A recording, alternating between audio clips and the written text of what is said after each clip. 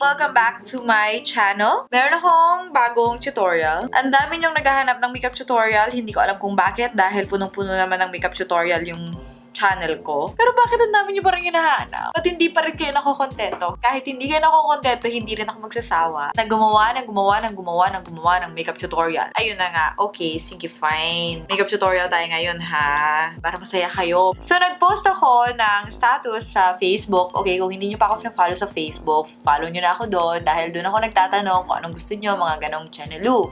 So, nag-post ako na mag-film ako tonight, which is ito na. So, sabi ko doon, okay, mga Bex, mag-request na kayo, ganyan. May nag-request ng ng makeup tutorial na uma-attitude. Makeup tutorial na mainit ang ulo, ganon. Mga hindi masaya sa buhay, ganon. Well, yaman din lamang at ma-attitude naman din talaga ako. Actually, ma-attitude talaga ako, guys. Kahit tanungin yung mga kaibigan ko, sila Ma'am Shironan, ganyan, di sasagot niyan, oo.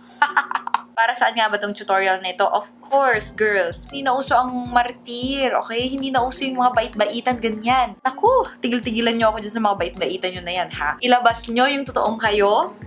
Okay? Meron yan for sure. Minsan naman kasi, ang advantage ng attitude, ganyan, syempre, may iwasan natin yung mga taong aabuso sa atin. Usually, pag mabait ka, naabuso ka eh. Primer muna, guys. Bago nyo ilagay yung foundation nyo, mag-primer muna kayo para makinis ang mukha at maganda ang pagkakalagay ng funda. Pagkatapos mo malagay yung primer mo, best, syempre, move on ka na sa foundation, ha? May bago akong gagamitin foundation ngayon, L'Oreal Paris True Match in the shade Natural Beige. Sana, ngayong 2017, mag-match na ang foundation ni Miss Yel. Kasi sabihin na naman, hindi naman match yung foundation sa mukha niya. Che! Wala kayong magagawa, ha? Walang basagan ng trip. Bakit? Gusto ko naman puting foundation, eh. May magagawa ka. Mukha mo to. Hindi, di ba? So, shut up ka dyan. Lagay mo lang yung foundation sa mga areas na maraming malas. Okay. Siyempre, hindi ka naman pwedeng mag-attitude kung maraming nakikitang malas sa pagmumukha mo, di ba? So, dapat takpan mo yan. Takpan mo yan ng foundation. Siyempre, wag mong kalilimutan ang yung noo. Pagkatapos nyo ilagay yung foundation nyo, move on na tayo sa concealer. Itago ang mga eye bags. Hindi pwede, malalaman nilang nagpupuyat ka lagi. Bes, sabihin nila ay, hindi makatulog yan. Maraming iniisip yan. Gusto mo ba yon? Siyempre hindi, di ba? Kumuha ka na ng pang-blend mo, best, dahil hindi naman pwedeng hindi mo yan i-blend. Dahil siyempre mukha ka namang tanga pag hindi mo yan blend. Blend, blend, blend. Pag may time, blending is key. Pag blend mo siya, make sure pataas, ha? Para mukhang matara yung mukha mo, di ba? Para kahit hindi ka pa nagsasalita, matatakot na sila sa'yo. Idaan sa makeup ang attitude. Para syempre, pag nasalubong mo yung kaaway mo, hindi ka pa nagsasalita, matatakot na yan sa'yo. So, pag na-blend mo na yan, best, magka-cream contour tayo ngayon para mas matapang yung contour natin, ha? Yung lagi kong sinasabi, kung wala ka ng time mag-diet, mag-contour ko na lang, ha? Okay? So, gagamit ako ng cream contour muna. Saka ko siya lalagyan ng contour powder mamaya. Para lang masigurado yung contour natin. Kasi syempre, di ba, pag may attitude ka, pag matapang ka, dapat yung contour mo matapang din. Hindi naman pwedeng may attitude ka, tas yung contour mo takot, di ba? Hindi pwede. Huwag mong hahayaang may makitang linya dyan, bes, ha? Kasi, pag may nakitang linya dyan, at nakita ng kaaway mo yan, sabihin niya sa'yo, tatapang-tapangan ka, yung contour mo, hindi pa na-blend. Mga angels ko dyan, na may sariling airport, lagyan nyo ng konting pang-contour, mga bes, para naman, di ba, sumikip-sikip ng konti, okay? Para hindi mapagkamalang yan, naiya yan. So, pagkatapos nyan, bes, set mo na yung powder mo para hindi ka iwanan, okay? Hindi bale nang iniwanan ka ng jowa mo, wag ka lang iwanan ng funda mo. Damihan mo lang siya, wag kang matakot. Okay lang yan na hindi kayo marunong mag-bake. Basta marunong kang mag-bake ng mukha mo. Mas importante yon. Isaset ko na rin ang aking contour bago pa yan maglaho. Huwag mong kalilimutang i-contour yung panga mo, bes. Para maliit tignan yung face. Hi! Ito na ang ating favorite part, ang kilay. Sa kilay mo, nakasalalay ang attitude mo. Pag mas mataas yung kilay, mas may attitude. So, gagamit lang ako ng powder ngayon.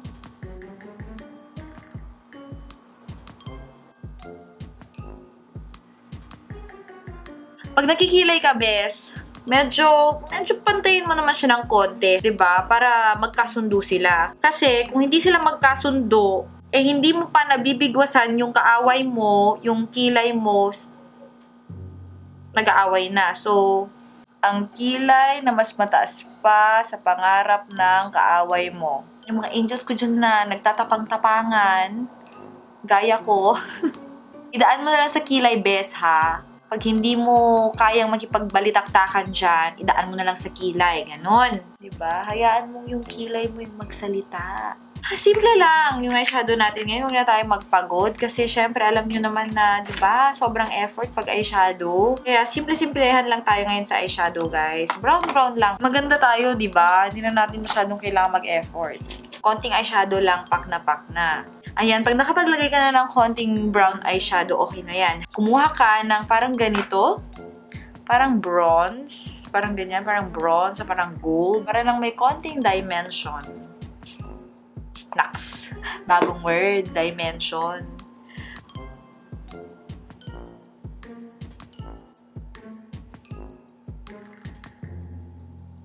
Parang gusto kong lagyan ng konting parang dark dito sa gilid. Try natin tong shade na to. Diba? Para mataray talaga. Ito yung makeup na hindi mabait. Okay, so pagkatapos mong gawin yung eyeshadow mo, besh, sunod na natin yung tungkil. Para kumpleto tong look na ito. Nararapat lamang na ang tungkil natin ay puma-attitude din. Tulad natin. O, diba? Bongga. Maglalagay lang ako ng false eyelashes. As usual, magbabalik ako.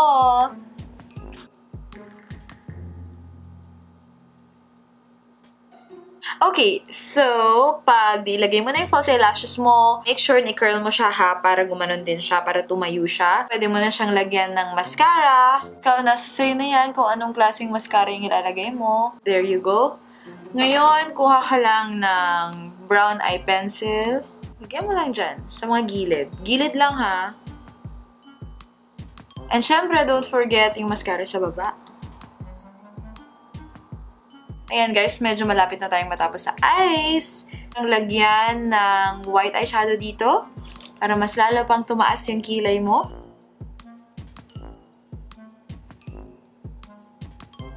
Okay, so tapos na ako sa eye makeup. Now, ituloy na natin yung face dahil 'di ba hindi pa tapos 'yan. Kuha na ako ng brush para i-blend lahat-lahat. Tapos kukunin ko lang ulit yung pang-contour para siguradong-sigurado angat na angat yung contour natin. Kung ayaw mong mag-blush, okay lang din. Choice mo 'yan. Pero kasi ang silbi ng blush is para ibalik niya yung buhay sa mukha mo, bes. Paano ka makakapag-attitude kung mukha ka namang may sakit? Kaya huwag niyong kalilimutan ang inyong highlighter para magmukhang basa. Ang fess, alam niyo na yan. Diba?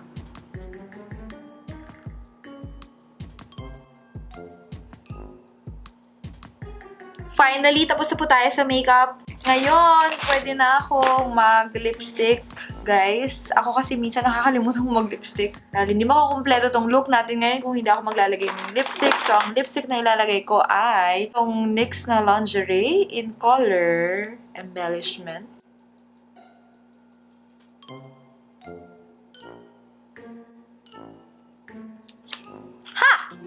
Okay, so tapos na yung makeup ko. Magpapalit lang ako ng outfit and everything, ng aura, at magbabalik ako, guys. Magbabago to. Para later, mas may attitude na ako. Diba? Tada! Lakas maka-attitude. Lahat yung mga sinabi ko kanina, syempre mga joke lang yun. Ha? Pakabait kayo. Huwag tayong maging masyadong palaban. Huwag tayong mang-apak ng ibang tao. Dapat alam mo kung ano yung pinaglalaban mo. Hindi yung matapang ka lang. Ang attitude, syempre, inilulugar yan. Kung meron pa kayong mga gustong mga tutorial, of course, let me know on the comment box below. Syempre, kung hindi pa kayo nakaka-subscribe sa channel ko, please lang po, mag-subscribe na kayo. At huwag nyo kalimutang i-like tong video na to, okay? Kung natuwa kayo. Again, thank you for watching. Bye! Mwah!